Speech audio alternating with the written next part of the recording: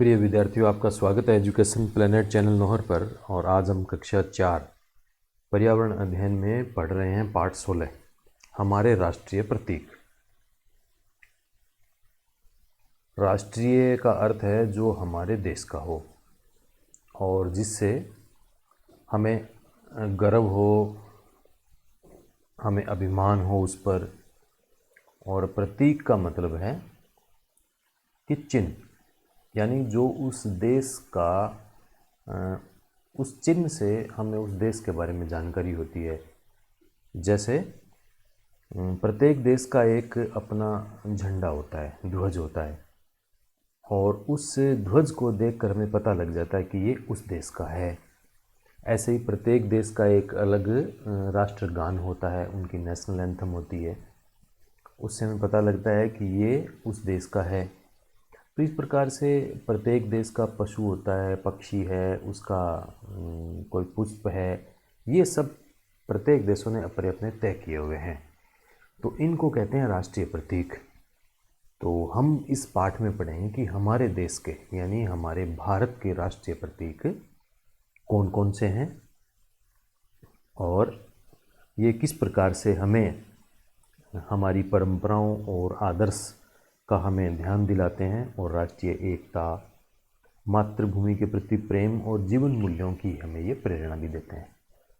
तो ये जो चित्र आपको दिखाई दे रहा है, ये स्वतंत्रता दिवस या गणतंत्र दिवस, इनमें से किसी एक का ये चित्र है। और ये हमारा राष्ट्रीय ध्वज यहाँ फहराया गया है। और आप देखिए सभी इसमें विद्यार्थी सावधान की स्थिति में खड़े हैं, और ये 3 विद्यार्थी जो आगे खड़े हैं वो इसको सलामी दे रहे हैं, इसको सैल्यूट कर रहे हैं। तो और कौन कौन से प्रतीक हमारे देश के हैं, क्या उनकी विशेषता है, इसके ऊपर हम इस पाठ में बात करेंगे। तो और उन प्रतीकों में सबसे पहले हम बात करेंगे राष्ट्रीय ध्वज की। तो आप इस राष्ट्रीय ध्वज को देखिए, इसमें 1 2 3 इसमें रंग है।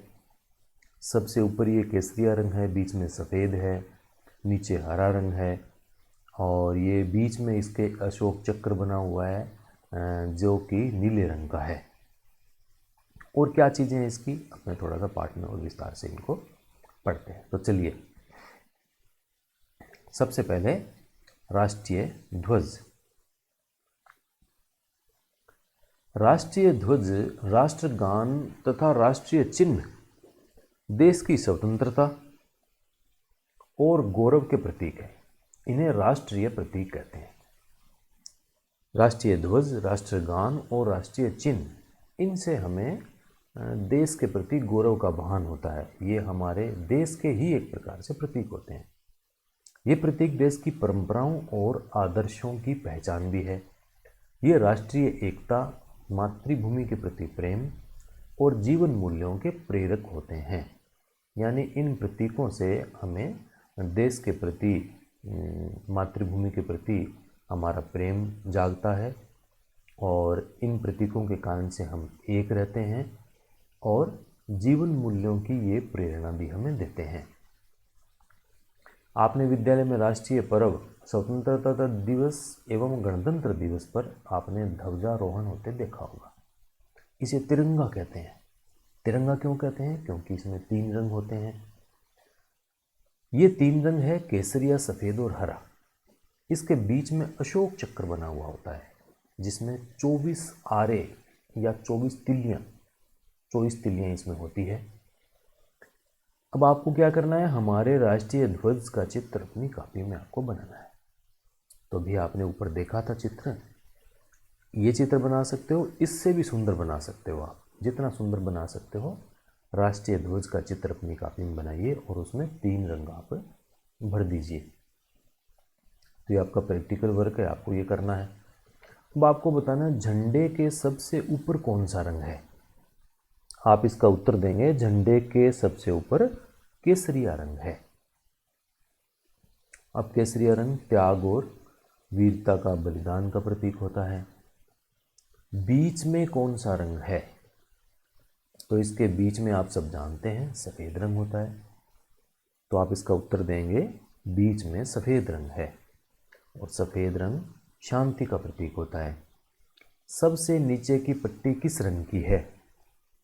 इसका उत्तर आप लिखेंगे सबसे नीचे की पट्टी हरे रंग की है, और हरा रंग समृद्धि का, हरियाली का, संपन्नता का प्रतीक है। और तीसरा इसका प्रश्न है, सफ़ेद पट्टी के बीच में क्या बना हुआ है? तो आप इसका उत्तर देंगे सफ़ेद पट्टी के बीच में चक्र बना हुआ है, और यह अशोक चक्र कहलाता है। इस चक्र में 24 आरे, यानी जो इसमें लाइनें हैं वो 24 तिल्लियाँ, उसको तिल्लियाँ भी कहते हैं, आरे भी कहते हैं, इनकी संख्या 24 है। अगला इसका टॉपिक है राष्ट्रीय गीत एवं राष्ट्रगान। अब राष्ट्रीय गीत और राष्ट्रगान में अंतर होता है, आप इसको ध्यान कर लेंगे तो आप हमेशा इसको याद रखोगे, भूलोगे नहीं। बहुत बार इसमें कन्फ्यूजन हो जाता है, राष्ट्रीय गीत को राष्ट्रगान बता देते हैं और राष्ट्रगान को राष्ट्रीय गीत बता देते हैं। ध्वजारोहण के समय जो गाया जाता है वो हमारा राष्ट्रगान है, और आप हमेशा ध्यान रखिए ध्वजारोहण के समय क्या गाते हैं हम? जन गण मन अधिनायक जय हे। ये जो हमारा गीत हम गाते हैं, जिसको हम जन गण मन कहते हैं, यह हमारा राष्ट्रगान है। यह हमें राष्ट्रीय एकता की प्रेरणा देता है।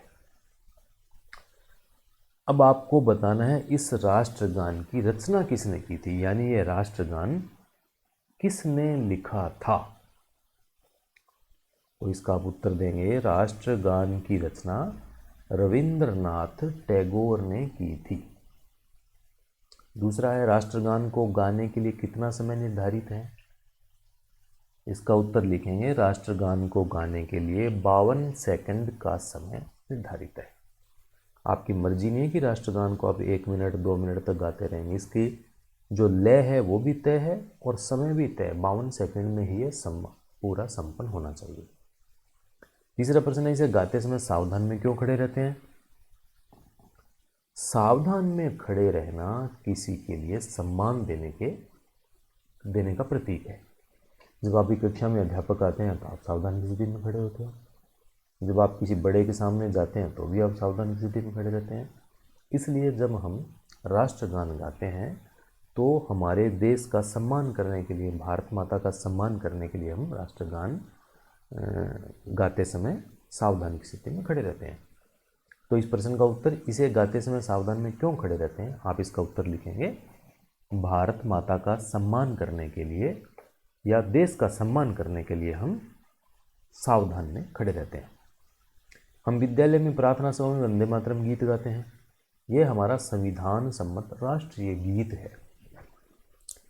वंदे मातरम हमारा राष्ट्रीय गीत है और जनगण मन हमारा राष्ट्रीय गान है।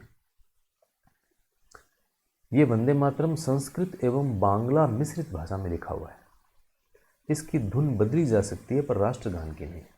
तो आप वंदे मातरम को अलग अलग धुन में, अलग अलग लय में गा सकते हैं, आपको ये छूट है। लेकिन राष्ट्रगान की जो लय है, धुन है, वो निश्चित की हुई है, आप उसको बदल नहीं सकते। अब आप बताइए कि राष्ट्रीय गीत किसने लिखा था? राष्ट्रगान तो रविंद्रनाथ टैगोर ने लिखा था। राष्ट्रीय गीत किसने लिखा था? अब जिसको ध्यान में है वो बताइए। चलो मैं बता देता हूँ। राष्ट्रीय गीत बंकिम चंद्र चटर्जी ने लिखा। आप इसका उत्तर देंगे राष्ट्रीय गीत बंकिम चंद्र चटर्जी ने लिखा। अब अगला हमारा बिंदु है राष्ट्रीय चिन्ह।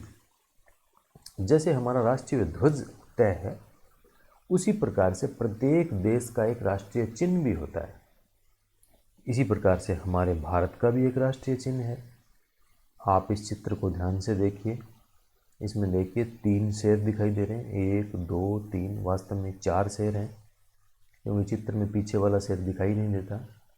तो ये 4 शेर, और नीचे आप इसको ध्यान से देखेंगे तो आपको इसमें घोड़ा और बैल दिखाई दे रहा है।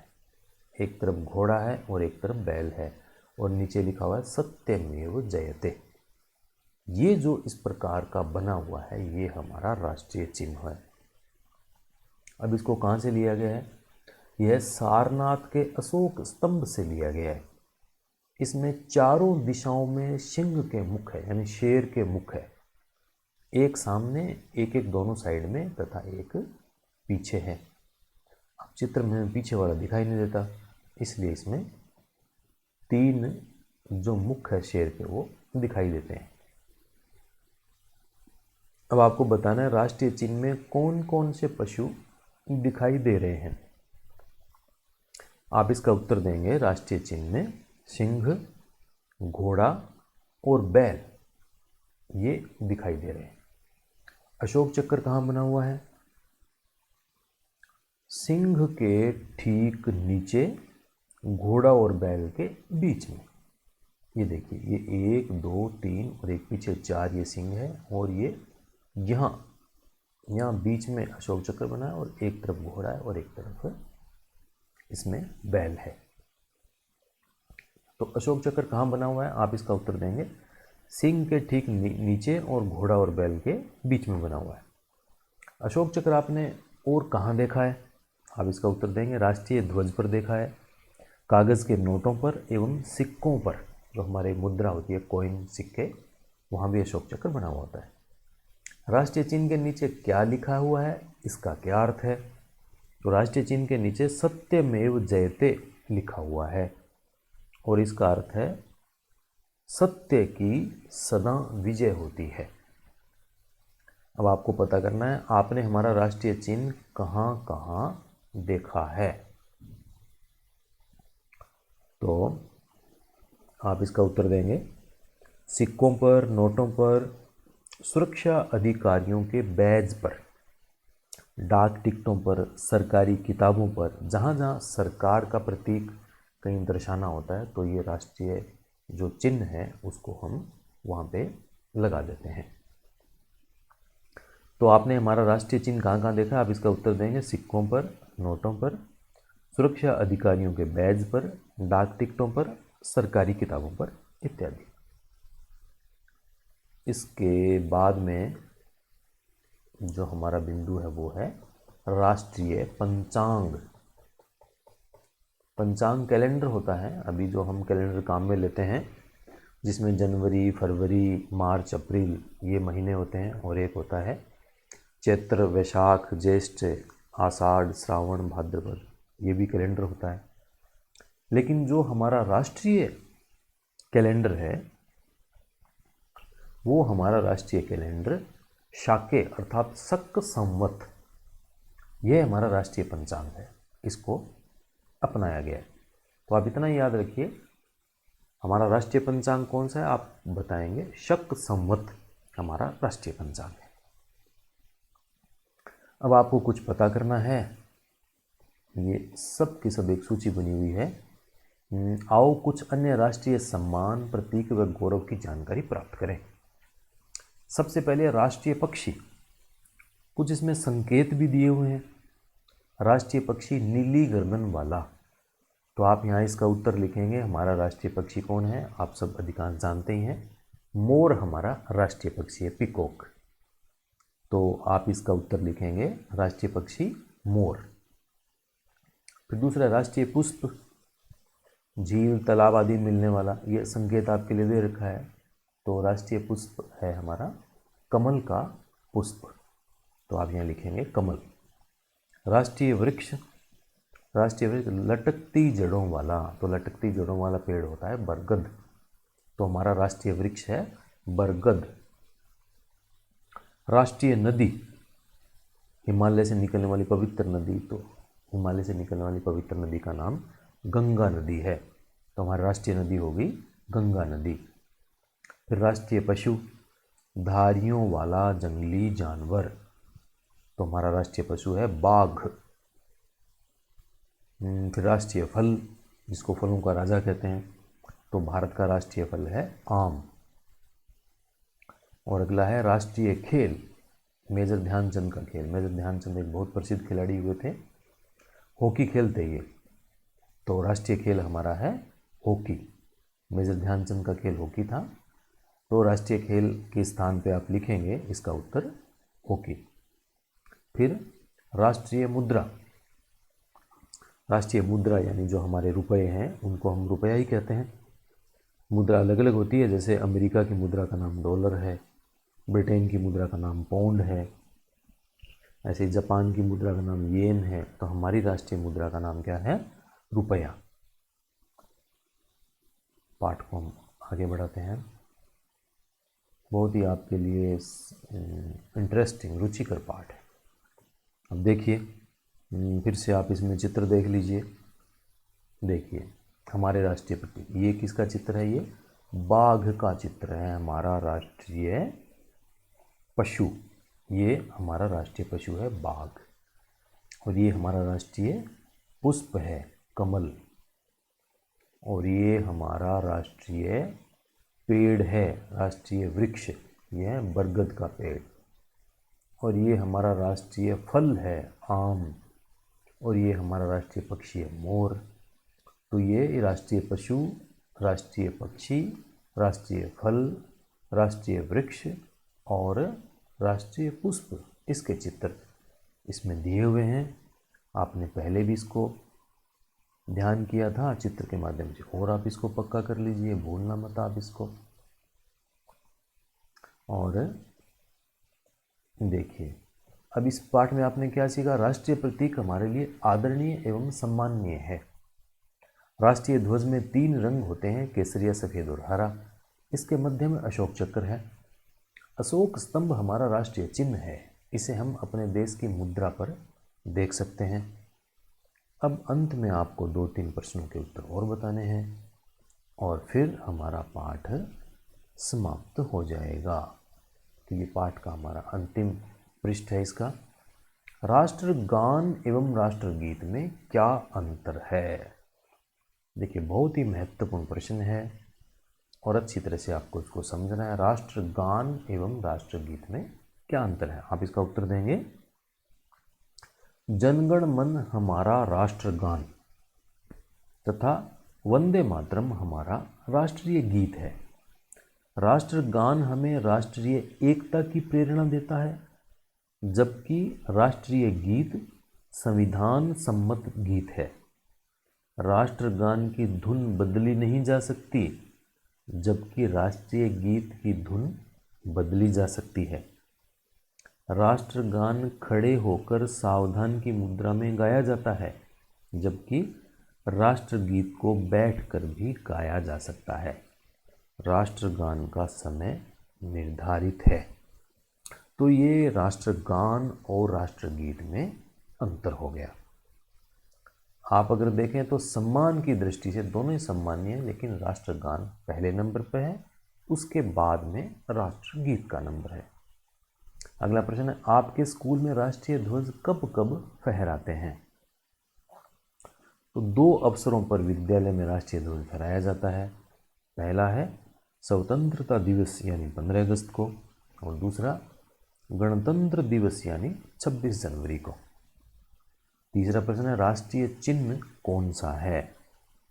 तो हमारा जो राष्ट्रीय चिन्ह है वह अशोक स्तंभ से लिया गया है, और जिसमें ऊपर 4 सिंहों के मुख हैं, नीचे अशोक चक्र बना हुआ है, और उसके एक तरफ बैल है और एक तरफ उसके घोड़ा है।